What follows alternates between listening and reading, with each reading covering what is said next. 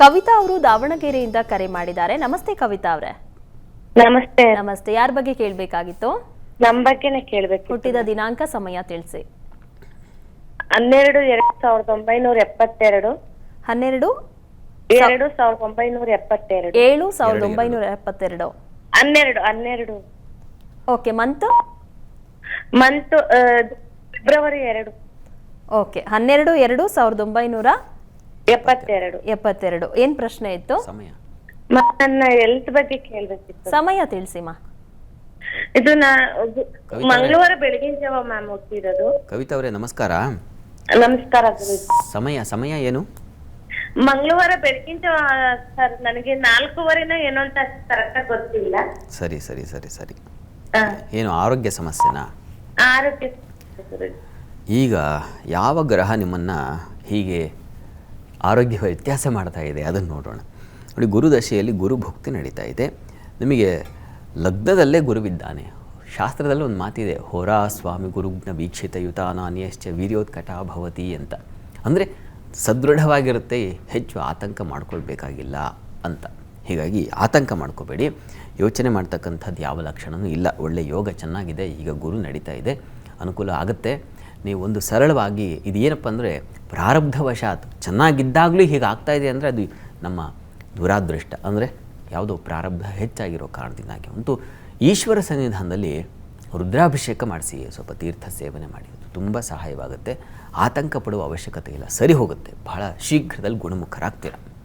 ಒಳ್ಳೆಯದಾಗಲಿ. ಕರೆ ಮಾಡಿದ್ದಕ್ಕಾಗಿ ಧನ್ಯವಾದಗಳು. ಇನ್ನು ಶಾಸ್ತ್ರಿಗಳೇ, ತುಲಾ, ವೃಶ್ಚಿಕ, ಧನಸ್ಸು ರಾಶಿಯ ಫಲಾಫಲ ಇಡೀ ವಾರ ಯಾವ ರೀತಿ ಗಮನಿಸೋಣ. ತುಲಾ ರಾಶಿಯವರಿಗೆ ವಾರದ ಆದಿಯಲ್ಲಿ ಹೇಗಿರ್ತದೆ ನೋಡಿ.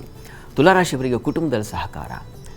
ಕಾರಣ ಏನಪ್ಪ ಅಂತಂದರೆ, ತುಲಾರಾಶಿಯಿಂದ ದ್ವಿತೀಯದಲ್ಲಿ ಚಂದ್ರ ಬಲ ಇರೋದರಿಂದ ಹಣಕಾಸಿನಲ್ಲಿ, ಮಾತಿನಲ್ಲಿ, ಕುಟುಂಬ ಸಹಕಾರ ಇತ್ಯಾದಿ ವಿದ್ಯಾರ್ಥಿಗಳಿಗೆ ಅನುಕೂಲ. ಇದೆಲ್ಲ ತುಂಬ ಚೆನ್ನಾಗಿದೆ. ಕರ್ಮಾಧಿಪತಿ ಅವನು ಕ್ಷೀಣನ ಸ್ವಲ್ಪ ಅಲ್ಲಿಯೇ ನೀಚಸ್ಥಾನ, ಆದರೆ ಪಕ್ಷದ ಬಲ ಇರೋದರಿಂದಾಗಿ ಅನುಕೂಲವೇ ಆಗುತ್ತೆ. ಯೋಚನೆ ಮಾಡಬೇಡಿ. ವೃತ್ತಿಯಲ್ಲಿ ಸ್ವಲ್ಪ ತೊಡಕುಗಳು ವಾರದ ಆದಿಯಲ್ಲಿದೆ. ಯಾಕೆಂದರೆ ಮಾಂದಿ ಇರೋ ಕಾರಣದಿಂದಾಗಿ ಸ್ವಲ್ಪ ಕಿರಿಕಿರಿ ಆಗುತ್ತೆ. ಇದಕ್ಕೆ ಯೋಚನೆ ಮಾಡಬೇಡಿ, ಪರಿಹಾರ ಹೇಳ್ತೀನಿ.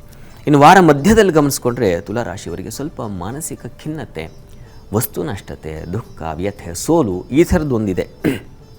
ಹೀಗಾಗಿ ವಾರ ಮಧ್ಯದಲ್ಲಿ ಸ್ವಲ್ಪ ಎಚ್ಚರಿಕೆಯಿಂದ ಇರಬೇಕು. ಸ್ವಲ್ಪ ಹೆಚ್ಚು ಕಳ್ಕೊಳ್ತೀರ ಹಣವನ್ನು. ಜೊತೆಗೆ ಚರ್ಮ ಸಂಬಂಧಿ ತೊಂದರೆಗಳು, ಅಲರ್ಜಿಗಳಾಗ್ತಕ್ಕಂಥ ಸಾಧ್ಯತೆ ಇದೆಲ್ಲ ಇದೆ. ಬಂಧುಗಳಲ್ಲಿ ತಂದೆಯ ಜ್ಞಾತಿಗಳು ಅಂತಾರಲ್ಲ, ಅವರಲ್ಲಿ ಸ್ವಲ್ಪ ಮಟ್ಟಿಗೆ ಅಸಮಾಧಾನ ಇತ್ಯಾದಿ ಎಲ್ಲ ಇದೆ. ಸಾಲ ಬಾಧೆ ಶುರುವಾಗ್ತಕ್ಕಂಥದ್ದು ಇದೆಲ್ಲ ಇದೆ. ವಾರದ ಅಂತ್ಯದಲ್ಲಿ ನಿಮಗೆ ಯಥಾಪ್ರಕಾರ ಶುಕ್ರನ ಬಲ ಬರುತ್ತೆ. ಹೀಗಾಗಿ ಬೌದ್ಧಿಕವಾಗಿ ಚಿಗುರ್ತೀರಾ, ಚೆನ್ನಾಗಿರ್ತೀರಾ. ಯೋಚನೆ ಮಾಡಬೇಡಿ. ಸಣ್ಣ ಪುಟ್ಟ ಪರಿಹಾರಗಳಿವೆಲ್ಲ. ಇದಕ್ಕೆ ಲಕ್ಷ್ಮೀ, ಮಹಾಲಕ್ಷ್ಮಿ ಸನ್ನಿಧಾನದಲ್ಲಿ ಅವರೇ ಧಾನ್ಯ ದಾನ ಮಾಡಿ, ಜೊತೆಗೆ ಹೆಸರು ಕಾಳನ್ನು ದಾನ ಮಾಡಿ. ಇವೆರಡು ತುಂಬ ಸಹಾಯವಾಗುತ್ತೆ, ಹೆಚ್ಚಿನ ಅನುಕೂಲ ಉಂಟಾಗುತ್ತೆ. ಆತಂಕ ಬೇಡ. ಇನ್ನು ವೃಶ್ಚಿಕ ರಾಶಿ ಗಮನಿಸೋಣ. ವೃಶ್ಚಿಕ ರಾಶಿಯವರಿಗೆ ವಾರದ ಆದಿಯಲ್ಲಿ ನಿಮಗೆ ವೃತ್ತಿಯಲ್ಲಿ ಅನುಕೂಲ. ದೇವತಾ ಕಾರ್ಯಗಳಲ್ಲಿ ಸ್ವಲ್ಪ ಮಟ್ಟಿಗೆ ತೊಡಕೋದು. ಮಾಂದಿ ಭಾಗ್ಯದಲ್ಲಿ ಉದಯ ಆದರೆ ಸ್ವಲ್ಪ ತಂದೆ ಮಕ್ಕಳಲ್ಲಿ ಭಿನ್ನಾಭಿಪ್ರಾಯ ಬರುತ್ತೆ. ಧರ್ಮಶ್ರದ್ಧೆ ಹಾಳಾಗುತ್ತೆ. ಈ ಥರದ್ದೆಲ್ಲ ಇದೆ ವಾರದ ಆದಿಯಲ್ಲಿ. ಇನ್ನು ವಾರ ಮಧ್ಯದಲ್ಲಿ ಗಮನಿಸ್ಕೊಂಡ್ರೆ ಸ್ವಲ್ಪ ದಾಂಪತ್ಯದಲ್ಲಿ ಮನಸ್ತಾಪ, ಪ್ರೀತಿ, ಪ್ರೇಮ ಇಂಥ ವಿಚಾರಗಳಲ್ಲಿ ಮತ್ತು ಅತಿಯಾದ ಬಯಕೆ ಆಗಿಬಿಡುತ್ತೆ.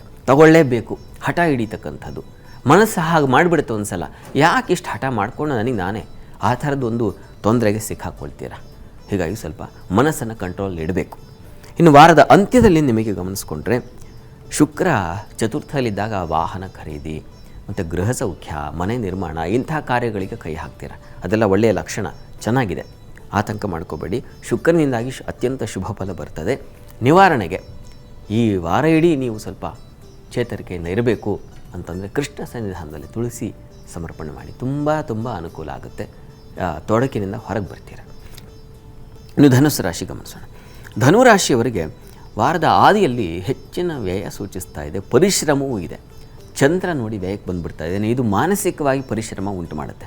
ಮನಸ್ಸಿಗೆ ಒತ್ತಡ, ಒಂದಾದ್ಮೇಲೆ ಒಂದೊಂದು ಕೆಲಸ ಬಿತ್ತಲ್ಲ ಅಂತ. ಮತ್ತು ಆರೋಗ್ಯವೂ ವ್ಯತ್ಯಾಸ ಆಗುತ್ತೆ. ಮಾಂದ್ಯ ಅಷ್ಟಮದಲ್ಲಿದೆಯಲ್ಲ, ದಾಂಪತ್ಯದಲ್ಲಿ ವ್ಯತ್ಯಾಸ ಆಗುತ್ತೆ. ಮಂಗಳವಾರದ ಮಟ್ಟಿಗೆ ಸ್ವಲ್ಪ ಗಂಡ ಹೆಂಡರು ಜಗಳ ಮಾಡ್ಕೊಂಡ್ಬಿಡ್ತೀರ. ಸ್ವಲ್ಪ ಸಮಾಧಾನ ಬೇಕು. ಸಮಾಧಾನ ಅರಿವಿನಿಂದ ವಿವೇಚನೆ ಮಾಡಿಕೊಂಡು ನಿರ್ಣಯ ತಗೊಳ್ಳಿ, ಅದು ಬೇಕು.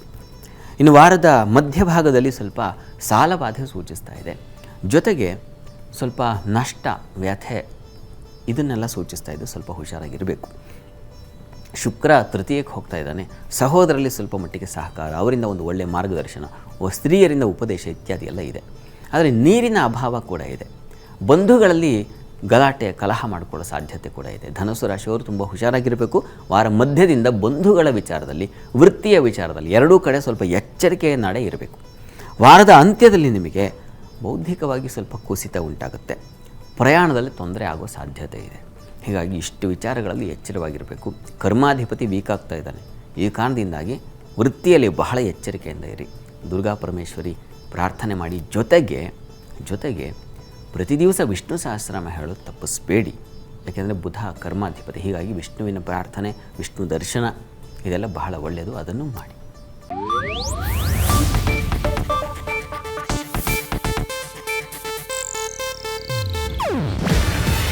ಇದು ಏಷ್ಯಾನೆಟ್ ನ್ಯೂಸ್ ನೆಟ್ವರ್ಕ್ ಪ್ರಸ್ತುತಿ. ನೀವು ನೋಡ್ತಿದ್ದೀರಾ ಏಷ್ಯಾನೆಟ್ ಸುವರ್ಣ ನ್ಯೂಸ್.